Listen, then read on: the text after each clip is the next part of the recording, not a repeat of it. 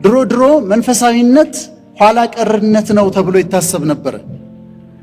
ዛሬ ግን ስልጣኔ፣ ትልቁ ስልጣኔ መንፈሳዊነት እየሆነ መጥቷል። የስልጣኔ ቁጮ ነው ተብሎ የምታስቡት ሆሊውድ የዛሬ 10 ዓመት 15 ዓመት አካባቢ በጣም ፋሲኔትድ የሚሆኑት በሳይኮሎጂ ነበር። ሳይኮሎጂ፣ ፊሎሶፊ፣ ሳይኮሎጂ ነበር። አሁን ግን እሱ ተቀይሮ በጣም ፋሲኔትድ የሚሆኑት የሚፈልጉትና የሚያስደንቃቸው ነገር መንፈሳዊ ነው። አስተማሪዎቻቸው መንፈሳዊ መምህራን እነ ዲፓክ ቾፕራ የሚባሉ መንፈሳዊ መምህራንን ነው የሚከተሉት። የሚያነቧቸው መጽሐፍቶች በዓለም ዙሪያ ከፍተኛ ተቀባይነትን የሚያገኙት መንፈሳዊ ነክ የሆኑት ናቸው። the power of now, the new earth, the secret, spiritual touch ያላቸው ናቸው የሚነበቡት በዓለም ዙሪያ።